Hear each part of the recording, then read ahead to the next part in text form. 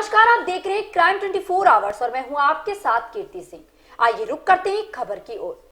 भाजपा की सदस्यता लेने के बाद अपने आवास पर पूर्व विधायक डॉक्टर रश्मि आर्य का कार्यकर्ताओं ने भव्य स्वागत किया तथा जय श्री राम के नारे लगाए। पूर्व विधायक डॉक्टर रश्मि आर्य ने पत्रकार वार्ता में बताया कि सपा के पदाधिकारियों द्वारा बहुत दिनों से मेरी व मेरे कार्यकर्ताओं की उपेक्षा की जा रही थी। कई बार प्रदेश के पदाधिकारियों से शिकायत करने के बाद भी कोई तवज्जो नहीं दी, जिस कारण मैंने सपा पार्टी छोड़ने का निर्णय लेकर भाजपा की सदस्यता ली।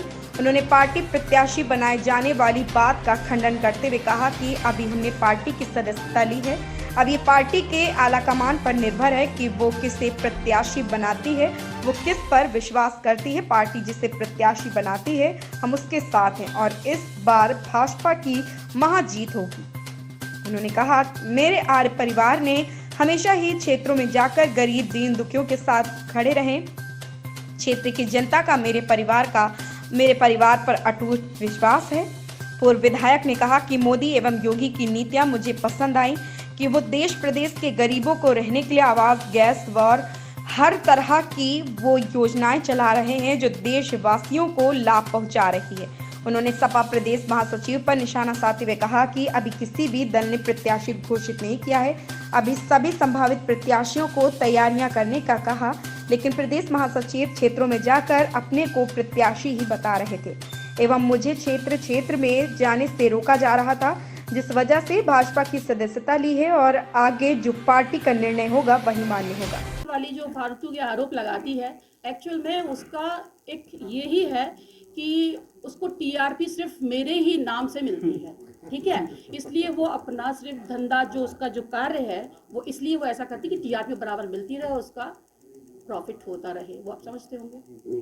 तो आगे क्या रणनीति है और किस तरीके से जनता के बीच क्या लगता है आपको, अगर भारतीय जनता पार्टी आपको टिकट का दावेदार बनाती है तो किस तरीके से आप जनता के बीच जाएंगे? जी हाँ, अगर पार्टी हमें दावेदार बनाती है तो निश्चित हम पूरी ताकत से, पूरे लगन से, हमारा परिवार जिस तरह से सहयोग करता आया है गरीब जनता को और सहयोग किया है अपने क्षेत्र के लोगों को, सेम उसी तरीके से हम काम करेंगे। हमेशा मतलब बीजेपी के लिए बहुत पूरी ताकत लगा देंगे कि महाविजय हो। आपके साथ साथ में आपके परिवार के और कितने लोगों ने भारतीय जनता पार्टी की सदस्यता ली है?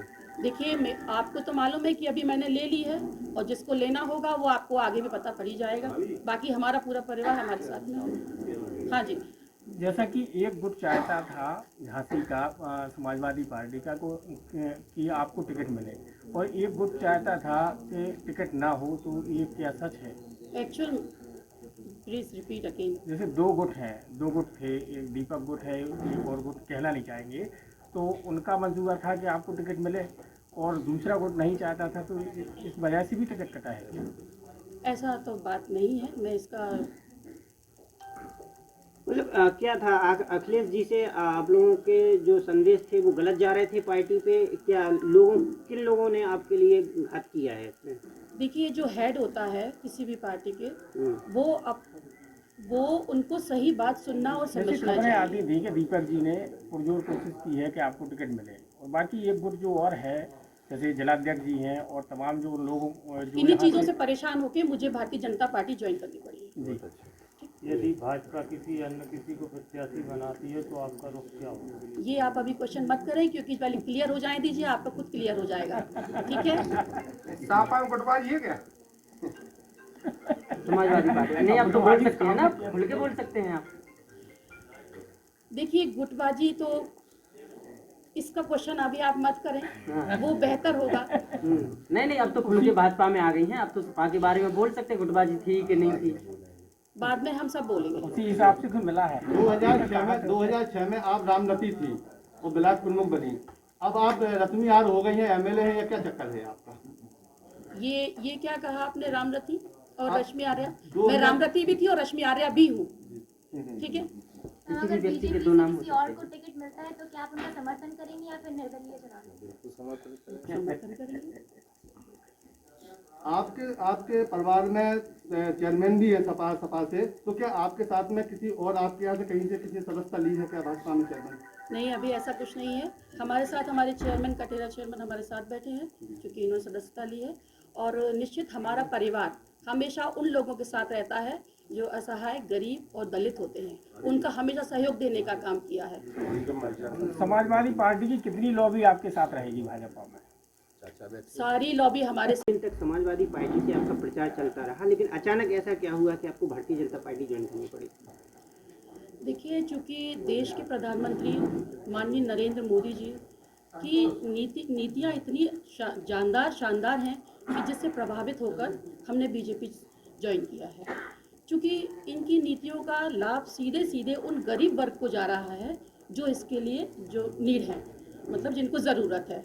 चूँकि बाकी जो पार्टियां रहती हैं, निश्चित उनकी नीतियां ठीक है, लेकिन वो नीतियों का लाभ सीधे उन लाभार्थी के पास नहीं पहुंच पा रहा था। जी, तो क्या ये भी माना जा सकता है कि समाजवादी पार्टी में आपके टिकट ना मिलने की ज़्यादा चांसेस थे, या जिस तरीके से चर्चाओं में तो आप थे ही, लेकिन टिकट ना मिलने के कारण भी यही है कि पार्टी बदलना?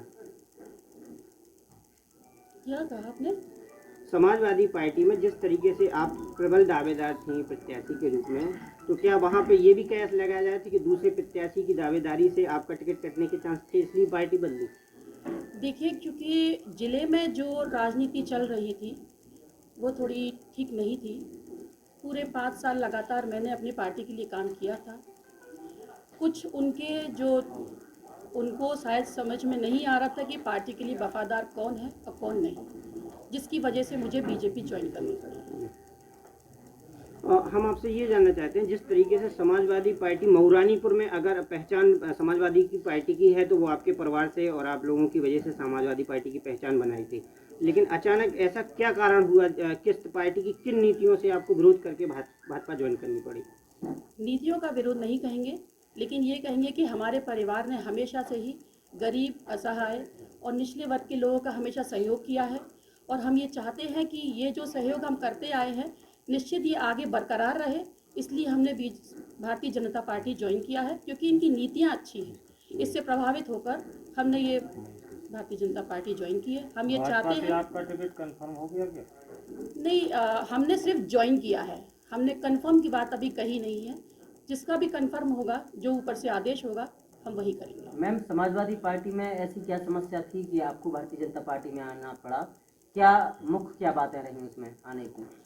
टिकट ना मिलना, या यहाँ के जो कुछ 2-4 लोग हैं पार्टी से जुड़े उनकी वजह से, या तिलक चंद जी के यहाँ मऊरानीपुर में डेरा डालने से? देखिए, जब टिकट किसी का क्लियर नहीं हुआ तो क्षेत्र में कभी किसी को ये नहीं कहना चाहिए कि मेरा क्लियर हो गया।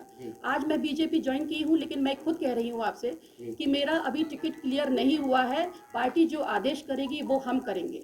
लेकिन तिलक चंद अहिरवार, अगर इनका पार्टी में अगर क्लियर नहीं हुआ टिकट, तो उनको क्षेत्र में जाके ये हल्ला नहीं करना चाहिए कि मेरा क्लियर हो चुका है। ठीक है, ये पार्टी को ईमानदारी से काम नहीं कर रहे हैं, ये पार्टी को धोखा देने का काम कर रहे हैं। हम आपसे जानना चाहें, समाजवादी पार्टी इसी कारण किन लोगों से परेशान होकर क्या क्या आरोप लगे हैं आपके ऊपर? किस तरीके से तमाम आरोप लगे हैं? देखिए, जिला पंचायत में, जिला पंचायत का जी, जिला पंचायत का जो ये आरोप लगाया गया, जो शायद ये कौन सा न्यूज़ है वो चलता है, जो खरी बात, वो खरी बात वाली जो फालतू के आरोप लगाती है, एक्चुअल में उसका एक यही है कि उसको टीआरपी। देखते रहिए क्राइम 24 आवर्स।